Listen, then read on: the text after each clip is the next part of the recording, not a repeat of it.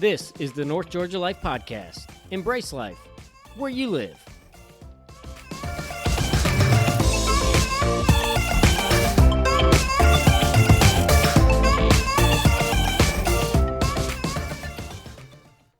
Welcome back to the North Georgia Life Podcast. My name is Jake, and we've got a pretty neat episode for you today. We are speaking with NSpire Outreach. They are headquartered in Lawrenceville, Georgia, but they are a ministry and an outreach that serves all over the Southeast and is targeted towards victims of domestic violence and those who are in a state of homelessness. So it is maybe a subset of an outreach that a lot of us are probably not familiar with in our area, but it is all over the place, even in the North Georgia region. So we hope it is educational. We hope it is inspiring. And we hope that if this is something that kind of tugs at your heartstrings, that you'll get involved in their outreach and their programs. There is a place for all of us in helping our community. And if this is for you, we want to give you access and an inside scoop to what it is and what they do and how you may be able to help.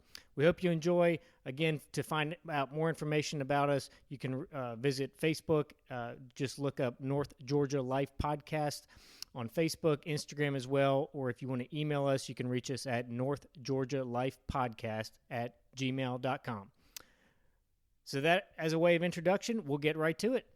Welcome to the North Georgia Life Podcast.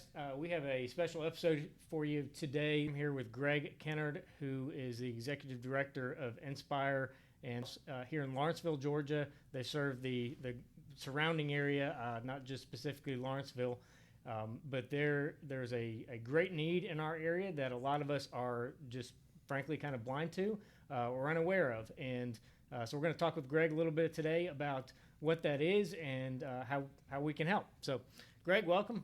Thanks for being on.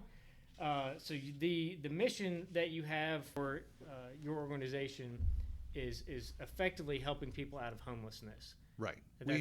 That's the big picture. Sure. The church organization that I'm also the pastor of is called NSpire Outreach, which is also the name of the transitional program to end homelessness. We have a second program called Hope for Domestic Violence. It's not Hope House, but it's Hope for Domestic Violence that specifically works with families, moms, and children who are coming from abusive situations. Mm-hmm. It's a transitional program similar to the NSpire program, but two different nuances. Yeah. Right. Okay. Go back in time a little bit. Where are you from? How did you find yourself in Lawrenceville? I know this wasn't you didn't come to Lawrenceville for this specifically, but how did you get into where you're at now? Sure. Well, I was born in Atlanta, Georgia back in '66 down at Crawford Long Hospital, but I grew up here in Gwinnett County on the Stone Mountain Lilburn side at that time. I went to Parkview High School. After school, I got into ministry, went to Bible college, and started working for churches, made a few treks throughout the south part of Georgia, worked in Macon, Columbus, Valdosta, but in 1999, my family and I came back to Gwinnett to found the church that's now known as NSpire Outreach. So we just celebrated our 20-year anniversary. Wow! Congratulations! Thank you. And you've seen this area change a little bit, huh? Absolutely. The Gwinnett that I see before me, it's a beautiful tapestry of humanity that really wasn't the way it was when I was growing up. But I love the diversity and what we've become. Yeah. And there's not as many dirt roads nowadays as there used to be. No, where you're from, Flowery Branch, that was like a day trip back in the day. Anything above Swanee was like way out in the woods. So you came back. Was there anything in in your kind of journeys where you were like, I need to kind of plug back into where I came from, and this is what part of what I feel, my calling on life is, not just from a ministry perspective, but just from a greater community perspective? Yeah, it's hard to really define calling, that voice, but it felt like we should come to Gwinnett, which happened to be my home, and start this new church with kind of a different kind of mission that we felt like was more organic to the Gospels and to the heart of Jesus' teaching, which was reaching out to the marginalized and those who are disenfranchised, to those in need. So that's really been the mission of our church, Jesus told the parable about the shepherd who had 100 sheep. One got lost. I think that's kind of what our mission has been, not focusing on the 99, but on the one. Yeah. One of the things that that caught me when I was looking through your website was you talk about helping people out of a perpetual state of homelessness. Talk a little bit about that, and just maybe some of the misconceptions that people who have never had they don't know anybody that's homeless. The only people they see that might be homeless are the people on the side of the highway.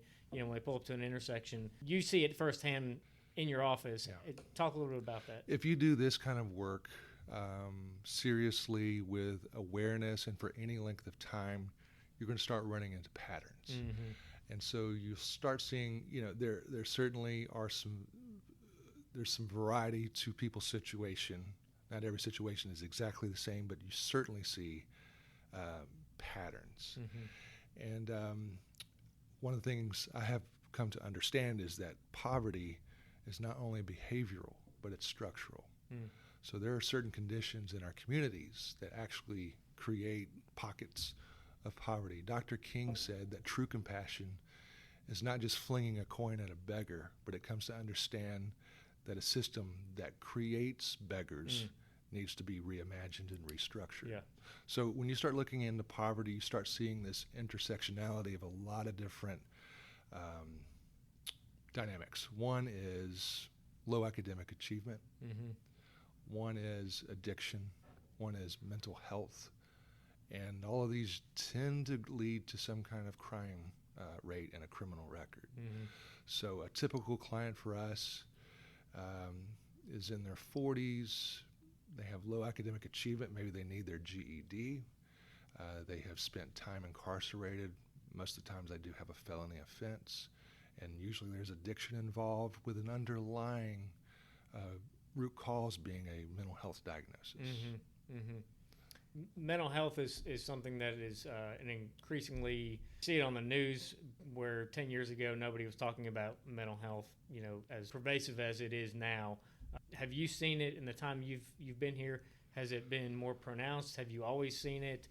When you say mental health in the environment that we're talking about and homelessness, what does that look like? People who live in impoverished circumstances, they're going through traumatic events. They're probably in a low-income area where there's a higher crime rate, so they have seen violence and they have experienced a lot of trauma and abuse. So your mind just naturally reacts to that. It's not unaffected when it experiences these things. So if anybody's spent time on the streets or in homelessness, it's just about a certainty that they have acquired some kind of mental health diagnosis. They're just psychological injury. Yeah, it's just like a mental scarring. It's a psychological injury due from the trauma that they've experienced. So I'm glad we're spotlighting it more these days, and that certainly is helpful. And mental health treatment is more common and pervasive and accessible than it's ever been. And we're happy because that's really one of the linchpins of us helping people get back on their feet is counseling, treatment, therapy, and when necessary, medication. Yeah. Okay. You came back to Gwinnett. Was there a marking moment where you said, you know what, we're really going to go after the homeless population, and then, you know what, we see domestic violence as a real issue in our community, so we're going to go after trying to be a positive element of change in this environment? Well, like I said, from the genesis of our church organization, we had a mindset of being good Samaritans, of taking Matthew 25 very, very seriously. I was hungry and you fed me, naked and you clothed me. I was in prison and you visited me. I was a stranger and you took me in. We took that very seriously.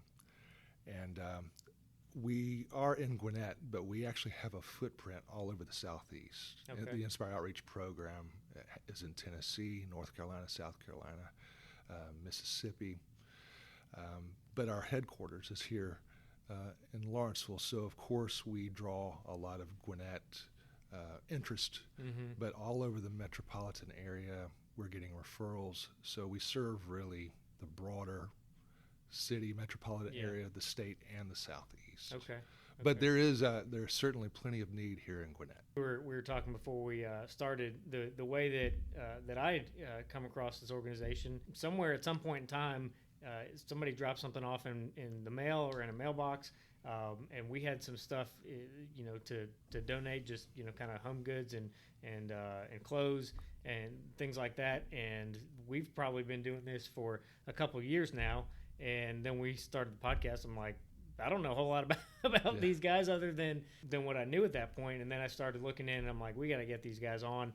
And we're thankful to have you. From a funding perspective, is the church fund everything you do? Do you have annual events, community events that are fundraising legs of what you do? Because obviously you've got to have trained professionals to really help people get out of the mindset and some of the physical issues that they're dealing with. So you can't just pay minimum wage for people. Right. So we are a church, so we certainly have offerings, and then we have private donations. We secure a few foundational grants here and there. But then a big, at least a third of our income is coming from the clothing drive itself. When people donate goods to us, there's one of four things that happens. One is all of our clients get wardrobes, the household items that come in, they furnish our residences that our clients live in. Secondly, we go down to the inner city and we hand out clothes at our inner city outreaches where we're ministering to homeless individuals on the street. When people call in from the community in need of clothes, they have access to those donated clothes. And then fourthly, we, like a number of organizations, we partner with a thrift organization to sell the bulk of the clothing that we don't have a direct need for, that creates an income stream. For instance, just the residential cost of about 80 folks that we're housing right now is upwards of $300,000 a year. Well, the sale of those clothes after we have all our direct usages, it helps subsidize that cost and many other costs: counseling, transportation, continued education. It costs about $1 million a year to run this organization. Wow. And when you started this and you're like, we're going to take on homelessness, was the plan to have a transitional housing facility or property, and then how has that grown to now having 80 people that you're helping? There's a lot of different ideas about how to facilitate a residential program. One model is where you build your own residential center and everybody is kind of in one place. There is some thought that more of a scattered housing is a better model. We kind of do both, and we lease a lot of apartments, lease homes, and then our clients are the occupants of that housing. We do have on our vision board maybe a multi-purpose property at some point where we have significant housing, and it's kind of a live, work, play place where everything's under on one piece of property. But we're still filling that out to see if that's the right move for us. Okay. But if somebody wanted to come stroke a big check to move that thing along, you guys would figure out something. That's NSpire, spelled with an N, NSpire Outreach. So you've been doing this for quite a while. From a perspective of experiential wisdom, somebody that's had a successful working career, but really feels like their heart's being tugged on to address a different issue in our community. What words of counsel or wisdom from your experience would you say to them, just kind of getting started on something like that? Yeah, well, there's organizations all around us that directly answer a multitude of needs. So you just feel in your heart what the need that you feel most affinity with, and just make a call to an organization that's addressing that issue. There's any number of ways to donate, volunteer, and all the organizations that I'm aware of, they would love any assistance. And you just got to start doing it. Yeah, you got to get out of the sidelines to the front lines, and it's really just a matter of getting involved. See, the power, I think, of Matthew 25, when it says, "I was hungry and you fed me, I was a stranger and you took me in, I was in prison and you visited me," is getting proximity to the issues, because things look a lot differently from the distance, Yep. and you can make assessments and judgments. But once you get up close and personal and you get proximity to it changes your paradigm. It probably shapes your opinions about it. All of a sudden, this isn't a statistic. This is a human being Right. with a name and a story, and it will change your life. What's the best part of what you do? Yeah, there's so many things from start to finish in this process. I could point to someone becoming a homeowner after being homelessness, but someone kind of traveling that journey, and that's happened over and over. Someone getting back on their feet, getting back in school, getting that certification, diploma, degree, and just a year ago they were under a bridge. Wow. And now they're in line for a good paying job because they continue their education. But what's always been and never ceases to give me this feeling is just the day that I can do interviews and people are coming in, they're coming from the bridge, outdoors, they're coming from incarceration. Many times people are literally showing up shackled, escorted by the sheriff because they're locked up, and if they get placed here, the judge will release them to us, or a mental health facility or an addiction rehab organization that every Tuesday this room is basically filled with people trying to get into our program. So it's bittersweet because we certainly turn away more than we accept just because of capacity. Yeah. But the days that we accept new people in and they're here and they're desperate and they're wanting this so bad, and you give them that green light and say, you're in, boy, and in 24 hours, I mean, they walk into our place.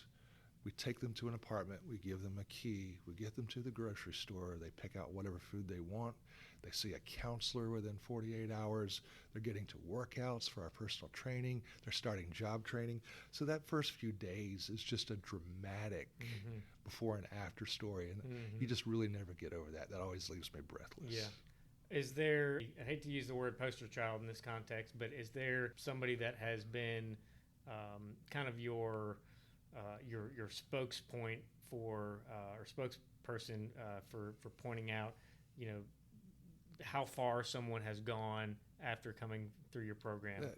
There's not any one person. There's hundreds. Okay, so I think of Harvey, who was released from Gwinnett County Correction. He was here about 4 years ago. Spent a year plus with us. Got back on his feet. Worked for us, then secured another job at Home Depot, then moved on to another bigger, better company. On the side, he's doing his own car detailing business, but then he went through this program to become a homeowner. So you're literally seeing someone who came in with nothing. I mean, nothing. Literally nothing. Nothing. Sitting in a chair in there, just starting, and within a couple of years, owns his own home. That's one. Then you see people who have completed even a 4-year degree. Some of our moms who are coming from domestic violence, we help them just reinvent themselves, redefine themselves. Education is one of those ways to really empower somebody. Yeah. So we've seen that over and over. Someone getting their cosmetology degree, starting a career at a beauty salon or starting their own business. People buying cars, saving money. I mean, we have a financial literacy program and a savings program. And we have 40 people in that savings program right now that it represents about $130,000 collectively that they've saved. So they're saving thousands of dollars and learning how to manage money.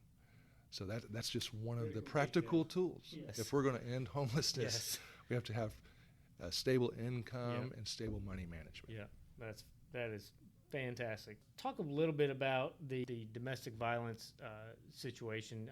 I'm sure you're probably well versed in just statistics for our area, but for people who have, frankly, never been around or maybe ever been in touch with who has experienced domestic violence, can you share a little bit about how common it is in our area? Yeah. You likely know someone who is experiencing it. They may not have told you because that's part of the problem. Is it's hard to give voice to it because of the threat, the intimidation factor, the control factor, but you know someone who's connected to that issue. But yes, we started that program a few years after the NSpire program because of the need that was coming through the door. At that time, NSpire was not set up to handle families with children. But then we started just playing with the idea of getting something going, and it took off. And there's been multiple families that we've helped over the years. Let's say we have somebody listening that's them. This is their life, and they live it. Whether they're an older child or they're the wife or the girlfriend or whoever. It's kind of daunting. Of okay, I know there's this thing that will help me. How do I just go? How do I make the jump? What would you say to that person? It takes some courage. It really, really does. And I'm not dismissive of that at all. But that step has to be taken. That decision has to be made. And if it's pretty severe, just go ahead and call 911. And the authorities will direct you to some resources in the area. There's also a national domestic violence hotline. I don't know it right off the top of my head, but you can also call 211, which is the crisis hotline for Georgia, connects you to the United Way. Gotcha. But they'll help. And there are a number of shelters if someone is in immediate need. We get calls for several things. One is that, and we help as many situations where we'll provide a hotel stay for a night or two just to get them out of harm's way, and then start coming up with a plan of next steps. Okay. But our program is really designed to be the next steps, where you're ready to break away, you're out of crisis, and now I just need to restart my life. Being a Gwinnett County local, what's one of your favorite hole-in-the-wall places? You guys are kind of a hidden gem for a lot of people in our area, but what's one of your favorite hidden gems in our area? It can be any category. Okay, well, let's talk about food. Yeah. Right up the street from us is BurgerFi on Duluth Highway. Great organic hamburgers. Also, right across the street is Poppy's Cuban restaurant, which is tremendous. And then Off the Hook Seafood is right next to the BurgerFi location, and those are wonderful places that we frequent. One of the things that I, as we're talking about this, and I was getting ready for coming here today, is I was thinking back to an incident in my life from probably a decade ago, more than a decade ago now. At the time, I was living in New Jersey, and I was commuting into New York City one day a week, and was out one morning waiting for the train, and there was this guy that came up to me, and as I kind of start to describe the scene, everybody kind of you already know what the guy looks like. It's this guy. He's not on his way to work. He's there at the train station, and he approaches you, and he's asking for a couple bucks. He asked me for $4, which I thought was bizarre. It's like just asked for money. He asked for $4. And I very rarely had cash, but I happened to have cash that day. And literally in a split moment, I was like, God owns it all.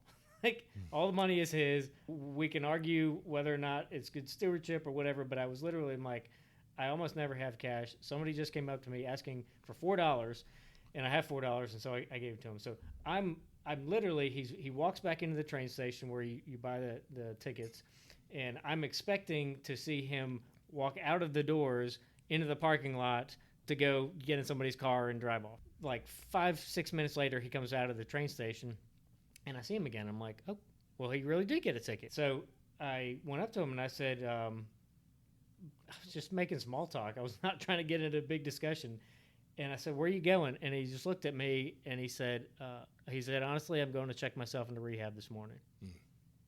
And my jaw hit the floor.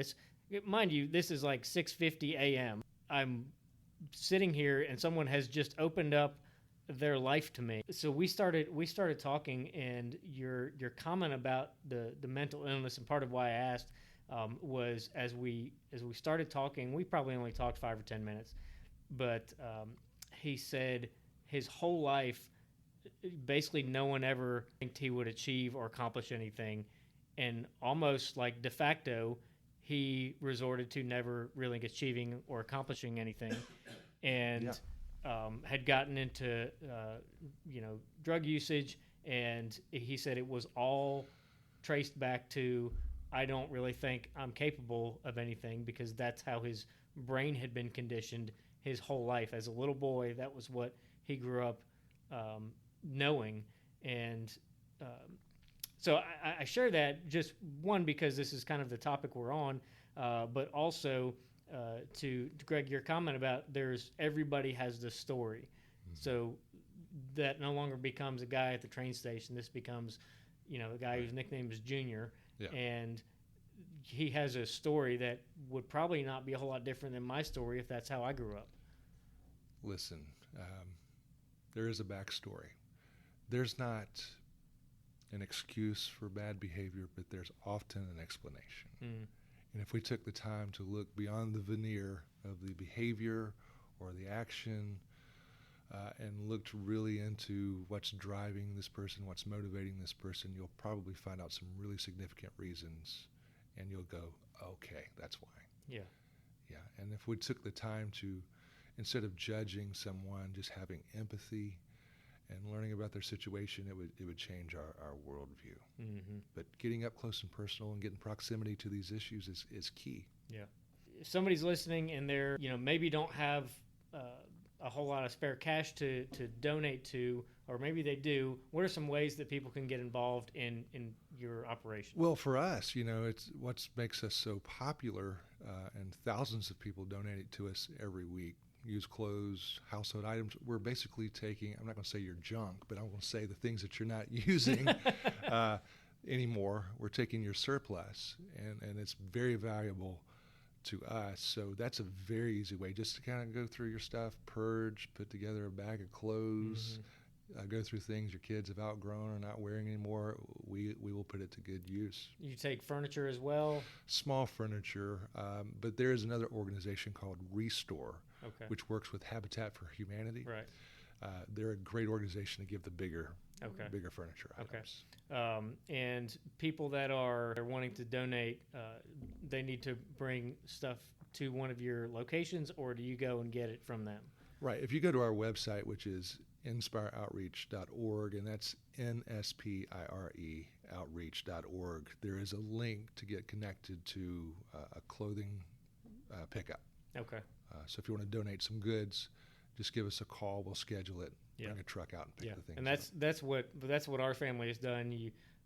It just makes it easy. You schedule it, and you put the stuff somewhere visible, front porch, side garage. And it's tax deductible. Yeah. So there's a lot of wins here. What would you like to see over the next decade of this organization? What would you like to see happen? Well, one of the things that's really dear to my heart is the criminal justice system, because this is one of the patterns. We look at someone holding up a sign that says we'll work for food, or, and it's a common reaction to just say, well, just go get a job. It's easier said than done. Mm-hmm. When someone has a criminal record, that's a barrier to housing. Mm-hmm. That's a barrier to employment and a number of supportive services. So there's a lot of people that are leaving prisons and jails, and they're virtually homeless, and it's a real struggle to get back on their feet. So we're working very closely with the Department of Corrections in Georgia with community supervision, just to kind of create a pipeline when someone is leaving incarceration, where we can be there to get them right in the pathway of housing, employment. So I think I mentioned to you that I'm also a state representative. The reason I got involved in elected office is to try to change some of the laws and the policy regarding criminal records. I think there's some, as the way the law sits now, if you plead guilty or no contest to a charge, it's on your record for the rest of your life. Long after you've served the sentence, it follows you for the rest of your life. Well, I'd like to see some of these things change, so that once someone has satisfied their sentence for nonviolent offenses, that record is restricted and it doesn't continue to be a lifetime sentence for them, because that is one of the contributors to homelessness. Yeah, because it's not just a lifetime sentence; it's a lifetime ceiling for a lot of these people. Exactly. Yeah. If somebody wants to get involved, learn more about your organization, how do they get in touch? Where can they follow you on social media? Yeah, we have a Facebook page. We have an Instagram page. And, of course, our website is very thorough with information and connecting points. So that'd be just a great start. There's email addresses, there's all of our social media links, so NSpireOutreach.org. Okay.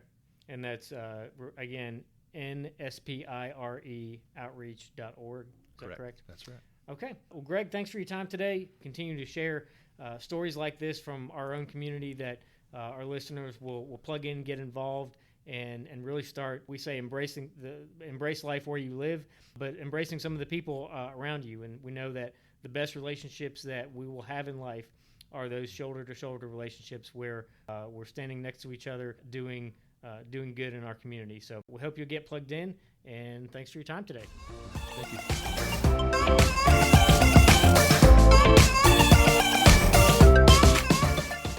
This is the North Georgia Life Podcast. Embrace life where you live.